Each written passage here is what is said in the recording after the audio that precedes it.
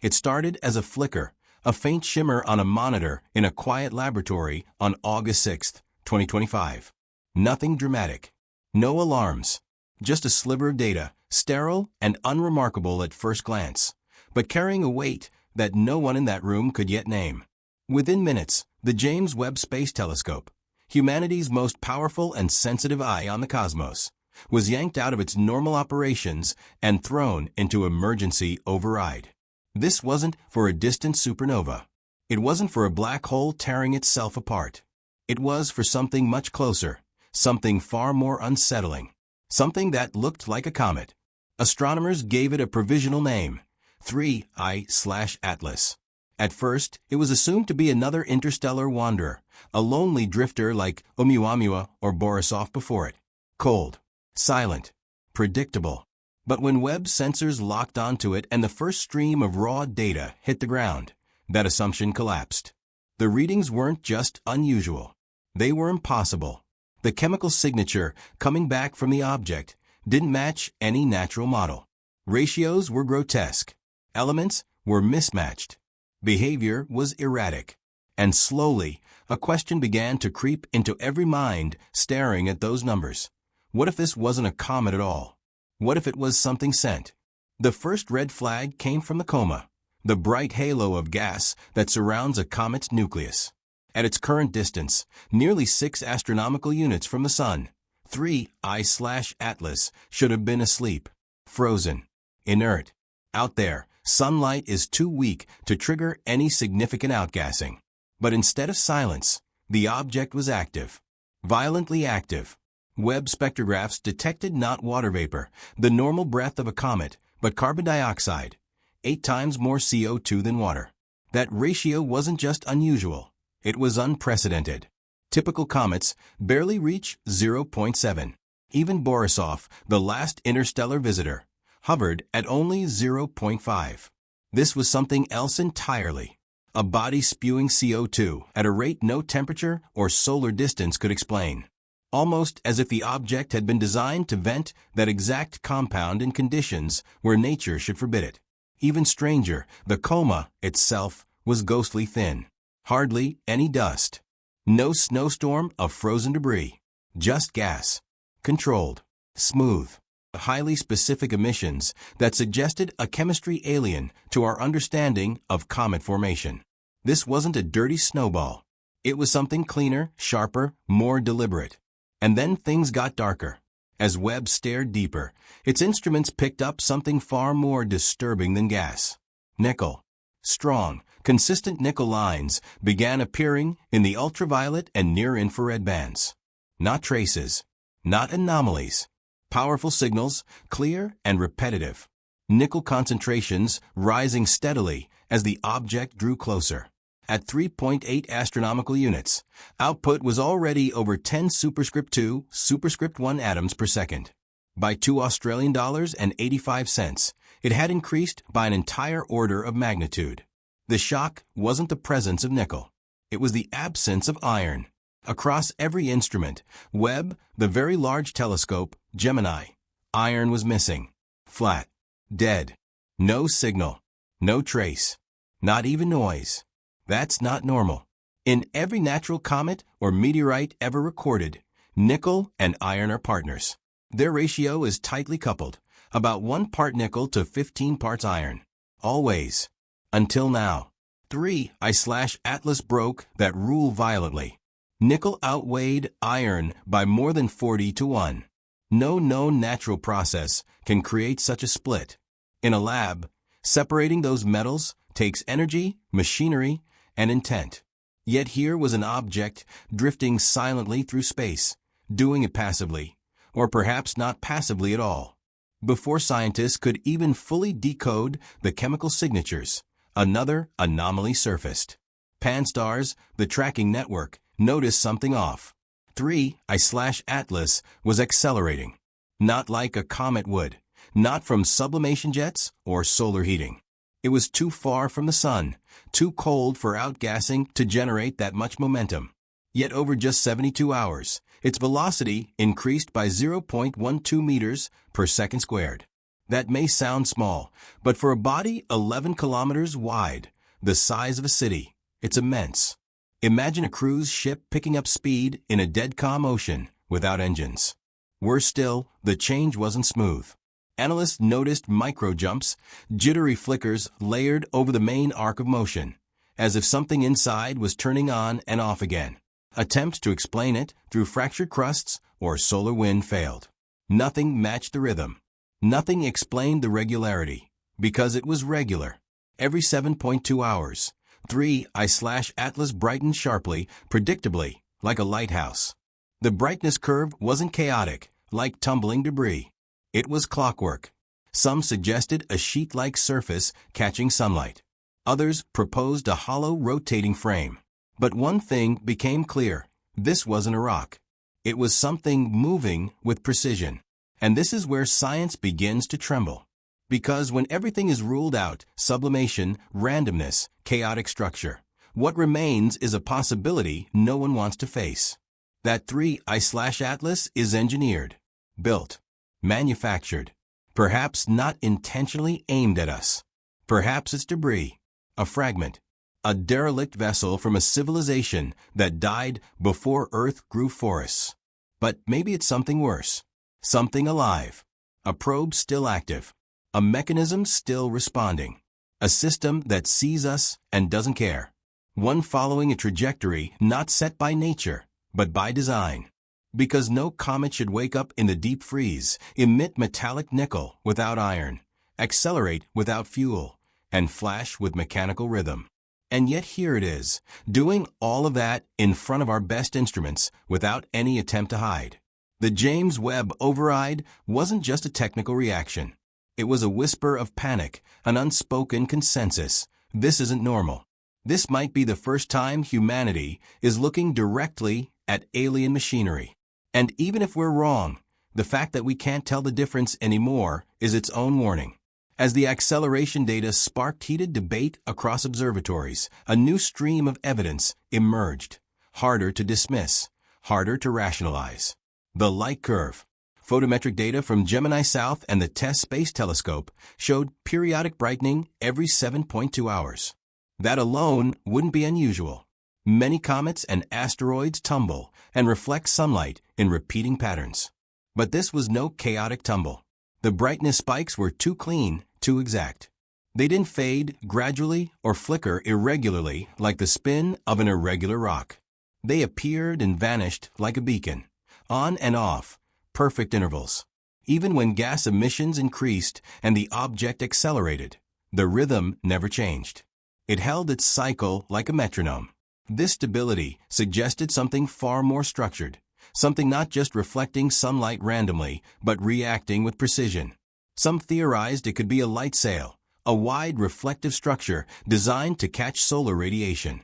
In theory, such a system could explain both the acceleration and the regular flashing pattern. Others proposed a rotating platform with flat panels. But all agreed, the behavior didn't match any known natural object. This wasn't a spin. It was a signal, a mechanical pulse. And with every pass, it whispered the same message to the instruments watching from Earth. I am not what you think I am. The turning point didn't come from the object itself, but from the people observing it. On August 6th, at 2:11 Greenwich Mean Time, ground-based observatories sent an urgent alert to the Webb Control Center. Spectral data from other telescopes couldn't be ignored. CO2 emissions off the charts, metallic readings spiking, a velocity curve that made no gravitational sense. And that's when the rarest of rare protocols triggered. The emergency override. A move that halts every scheduled observation and diverts the James Webb Space Telescope from its long-term mission to investigate a single anomaly.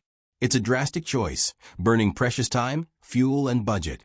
It had only been executed a handful of times since Webb's launch, and never before for an interstellar object. Within minutes, the override chain bypassed committees and timelines, landing on the desk of the project scientist. The approval had to be unanimous. It was. Webb pivoted, its instruments recalibrated, and at 2:17 Greenwich Mean Time, it locked onto 3I/Atlas with its NIR spec instrument. The first packets of data that came down weren't just strange. They were historic. The spectra didn't show the icy fingerprint of a comet. They showed carbon chemistry so extreme, so volatile, that every known solar system body looked tame. The decision to override wasn't just scientific. It was a silent alarm.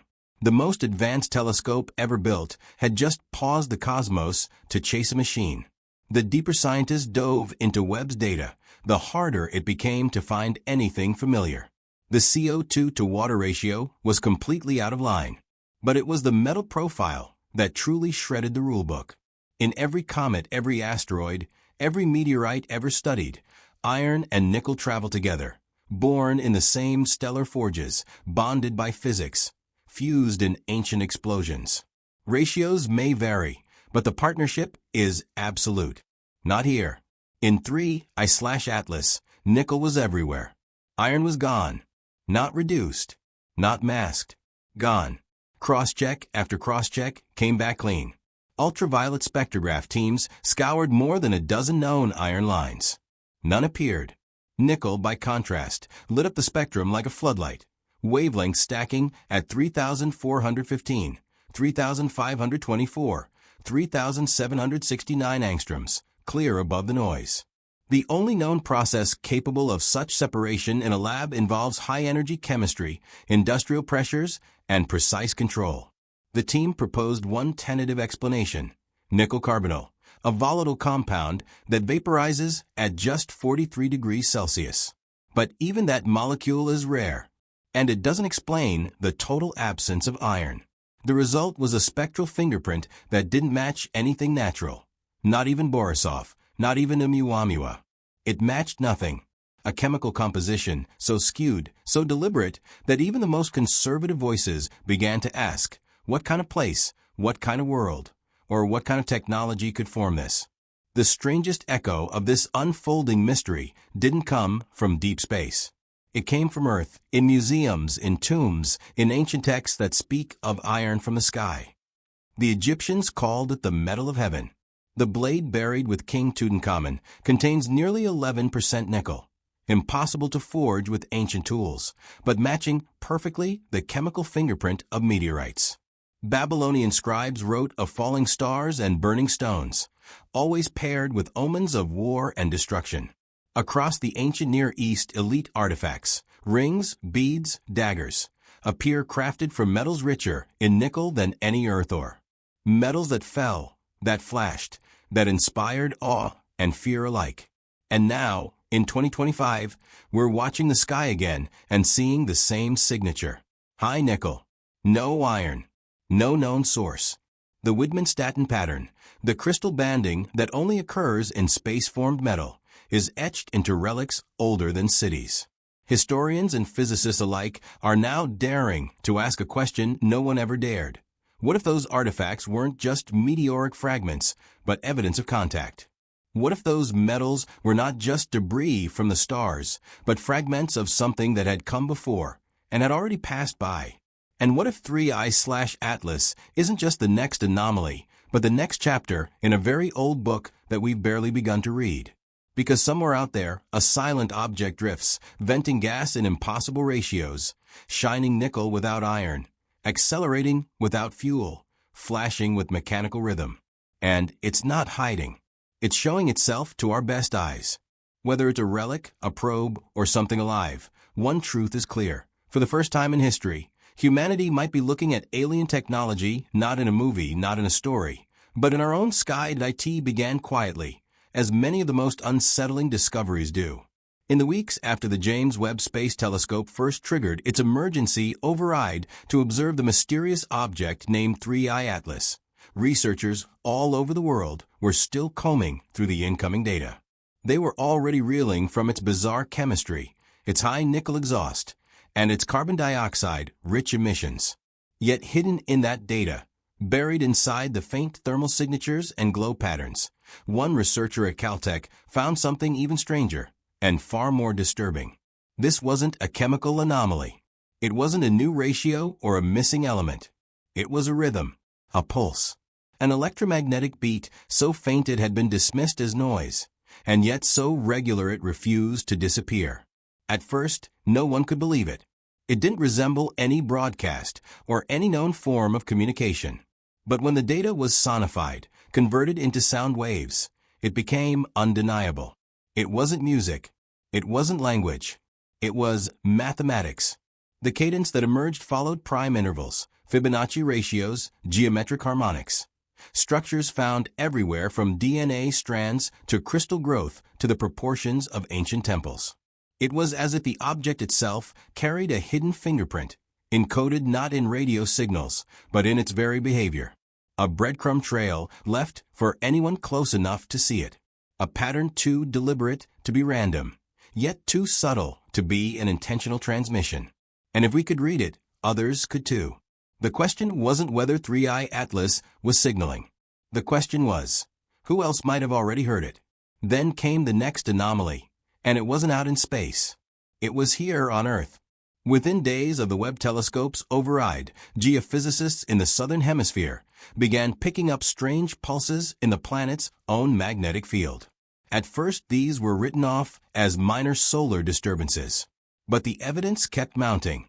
Ultra-low frequency signals, perfectly timed, began to show up in Antarctica, Argentina, and Western Australia. They weren't solar. They weren't lightning. They weren't random. They pulsed at exactly 7.2-hour intervals, the same rhythm as the light curve of 3I Atlas. What made this so alarming was where the signals came from. They didn't originate above Earth. They came from inside it. Something deep in the planet's own systems, tectonic, electromagnetic, maybe even biological, was resonating. Not violently, not loudly, but rhythmically, like a tuning fork picking up the faint echo of a forgotten song. For scientists, the implication was terrifying. Not because it meant danger, but because it hinted at history. It suggested that Earth itself had heard this frequency before. That something buried deep in our planet's ancient systems was awakening, or remembering. And if that was true, then 3I Atlas wasn't just some passing curiosity. It was a trigger, a key, a test of a connection older than our species, maybe older than life itself. Meanwhile, as researchers charted the object's motion across the solar system, its trajectory revealed something almost too perfect. 3I Atlas wasn't moving the way comets do. It wasn't tumbling chaotically, being tugged and bent by gravity wells. It was navigating. It was dodging.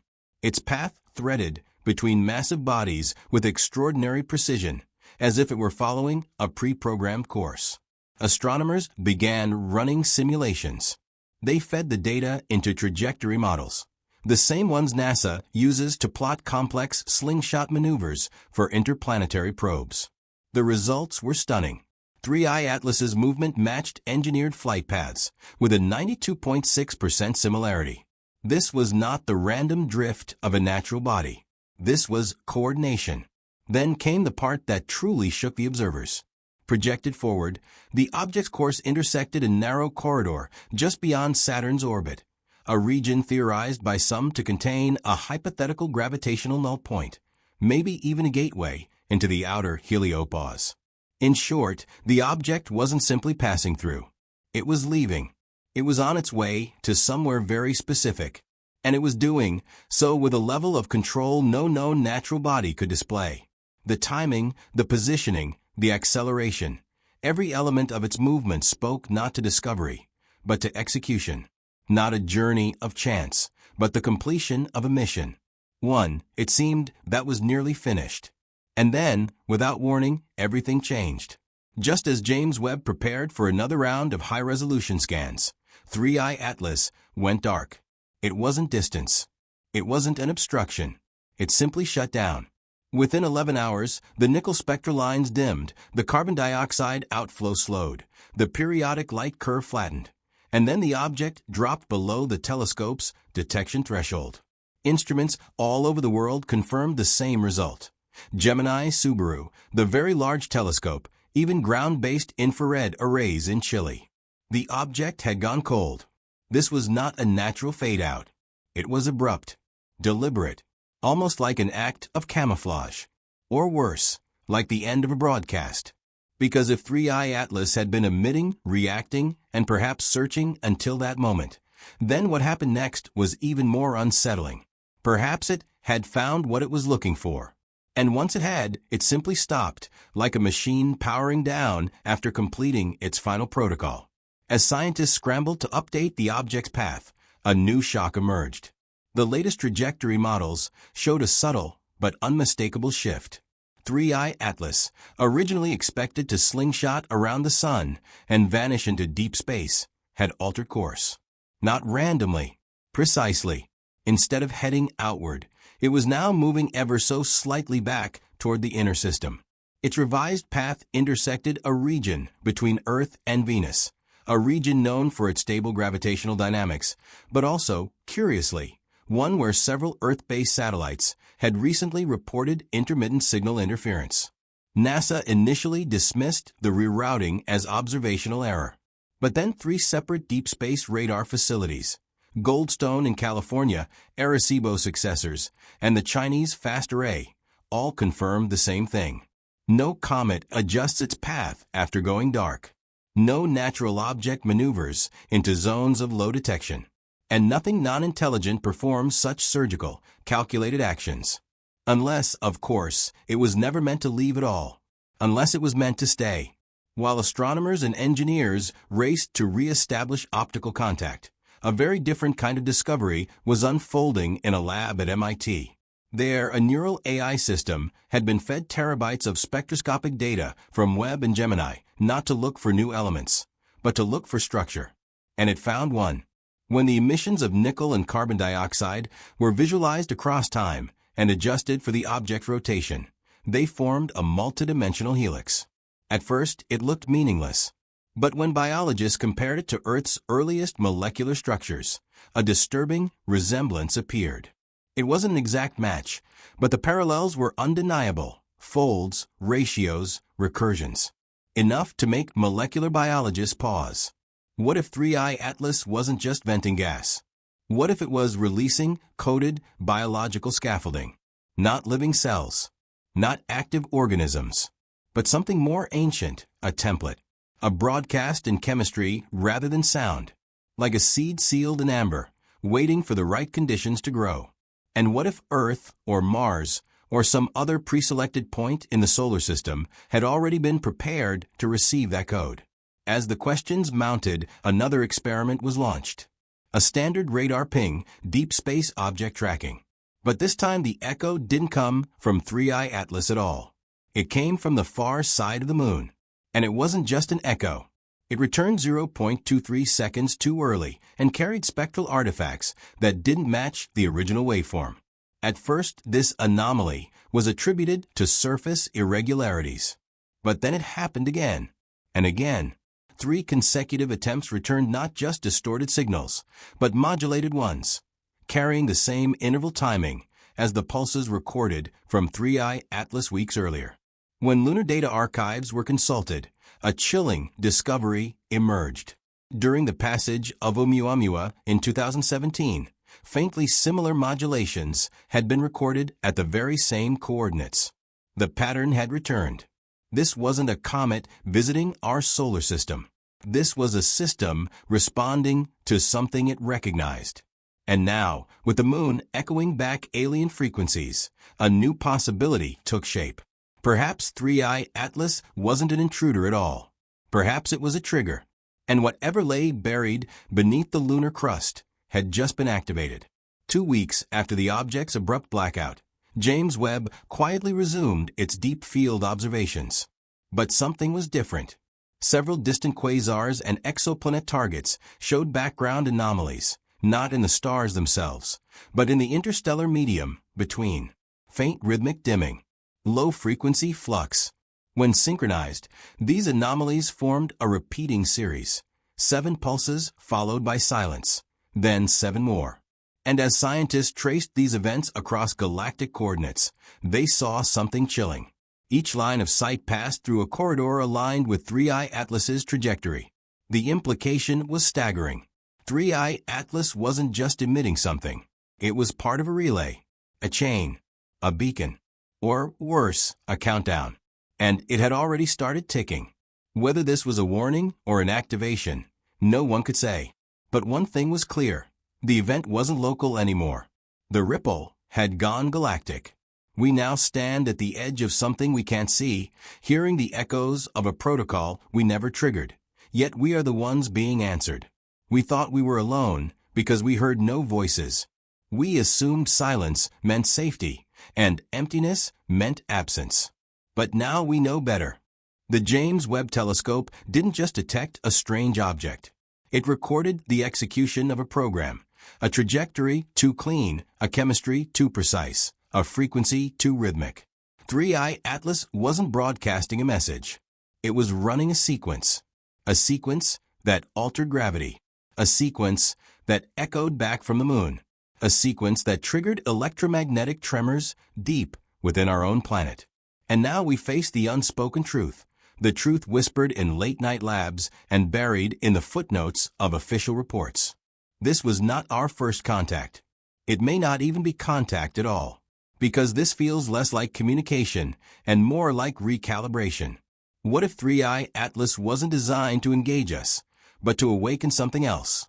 What if it came here not to explore, but to deliver a code, to test a link, to confirm a dormant connection still works? And once it did, it simply stopped. It didn't leave. It blended into the silence, into the system, into the places we no longer look. And that's the final horror. Not that we saw something alive, but that we witnessed the machinery of something far older completing a task we can't even begin to comprehend. And now, whatever comes next was set into motion long before we built our first telescope. Subscribe, because the next object won't knock. It will simply arrive. Turn on notifications so you're not the last to know when the sky answers back. Share this video with someone who still thinks space is empty. And tell us in the comments, do you believe 3i Atlas is the beginning or the continuation of something we already missed? Because sometimes the scariest discoveries aren't the ones we see. They're the ones that were waiting for us to look.